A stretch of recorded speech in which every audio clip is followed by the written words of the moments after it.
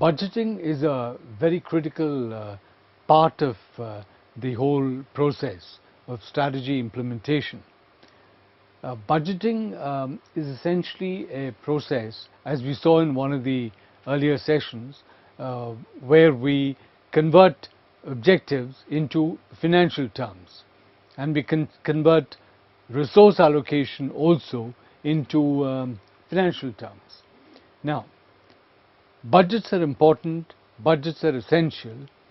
However, budgets have certain problems, and when we resort to budgeting to ensure performance analysis, we need to keep these problems in mind, and we need to really work around them. One issue really is that the budgets are traditionally based on departments. See, the budget historically has evolved on the basis of departments. There is a certain budget for the marketing department. There is a certain budget for the manufacturing department.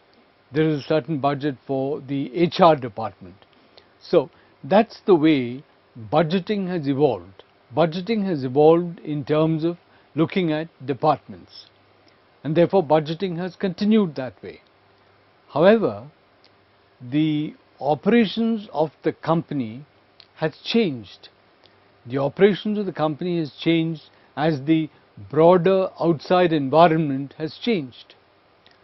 Today, the company operates on the basis of processes. Processes are broader areas of activity, not confined to one particular department. Now, for instance, if you want to improve the quality of a product, right?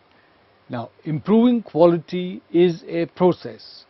Improved quality is a process. This process is not restricted to the manufacturing department.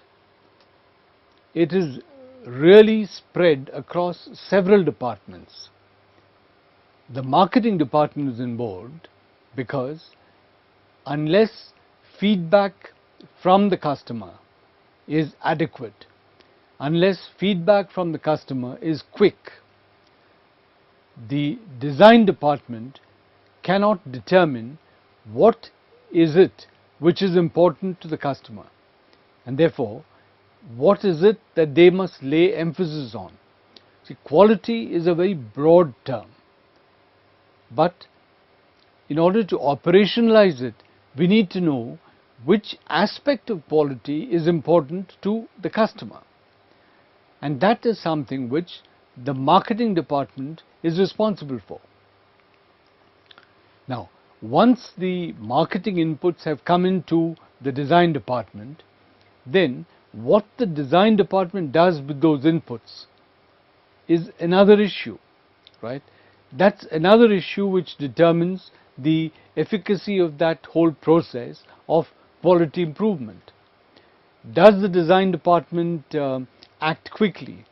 Does the design department look at other areas where similar products are bought by customers? Do they look at what the customers consider to be important in those other areas where similar products are bought? Or do they look at what customers in different areas who buy the same product as this, what do they look at when it comes to quality, right? So all these factors are important from the point of view of the design department. And then you have the manufacturing department. Let's say the design department has using inputs from marketing and using other external as well as internal inputs. The design department has changed the design of the product to ensure better quality and passed it on to the manufacturing department. Now, the manufacturing department, what does it do with these inputs? What does it do with the new design, right? How are they able to alter the manufacturing process to ensure that the new design parameters are translated into practice in an efficient manner, right? This is the impact of manufacturing on quality. So, improving quality is a process.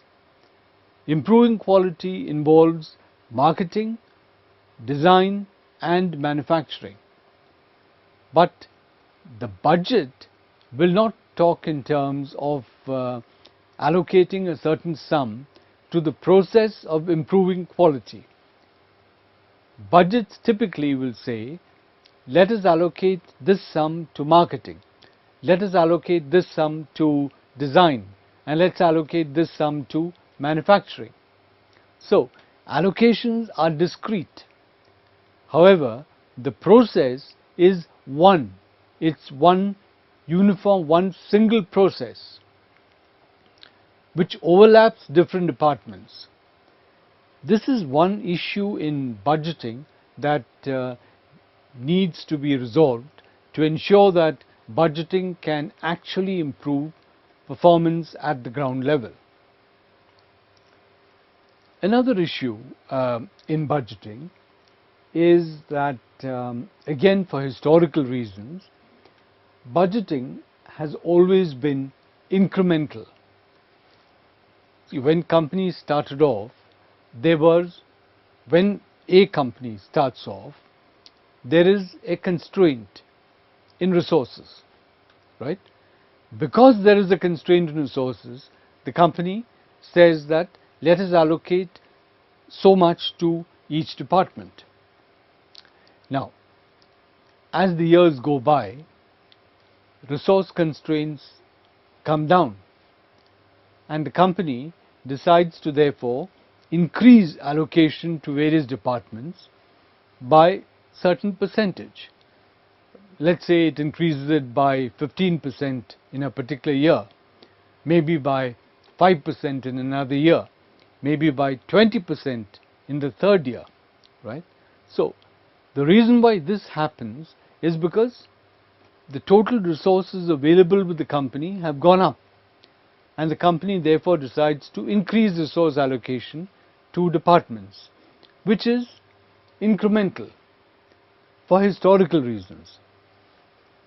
However, in a rapidly changing environment, it's important to see whether a particular department requires that absolute sum of money which is being allocated to it. For instance, you might have a publicity department. The company has a publicity department. Now, because of changes in the company's overall strategy, the company has become a supplier to a single customer, to a single large customer. The company originally supplied to, let us say, 20 different customers. However, as a matter of corporate strategy, the company has over the years become a single buyer, a supplier to one single customer. In this case, does the publicity department have the same importance that it did in the early days? No. You don't really require much publicity at all because it's a single buyer situation, right? Okay. What would happen in the incremental approach is that every year the money that's allocated to publicity would keep increasing in tandem with the increase in marketing or increase in operations. However, the activity of publicity in relation to the overall strategic target has not been going up, right? So this is a mismatch. Therefore, budgets should not be incremental, but budgets should be zero base. That is, every department every year should justify why it requires the allocation of a certain sum of money. It cannot say that last year I got X and therefore this year I must get X plus 10%. Rather, it must say that X plus 10% is the total sum of money which I am going to get this year. How am I going to spend that money? That is how it must justify the budget. So, zero-based budgeting instead of incremental budgeting. That's another issue with budgets which needs to be resolved. It needs to be resolved to make the budget an effective instrument of affecting performance. The third issue is that in budgets, the financial year is really a very arbitrary period. Again, for historical reasons, you need to determine the budget for a certain period. Since tax payments are on the basis of the financial year, therefore budgeting was done on the basis of the financial year. But several processes are not restricted to a financial year. They stretch over 2, 3, 4, 5 financial years. Therefore, a budget, when it's a process-oriented budget, then restricting that budget to a financial year is very, very arbitrary. It actually cuts at the very root of performance appraisal. This is another issue in budgeting that needs to be looked at. Let's see what this gentleman has to say on the issue of budgets. Now, budgets, something of which we are all familiar as finance folks, are necessary to ensure that the new programs are indeed adding shareholder value. And this is the last formal check to ensure that the strategy is both feasible and practical. Detailed implementation programs and costing may invalidate a strategic decision. And budgets are the financial bridge between the strategic plan and the annual operating plan.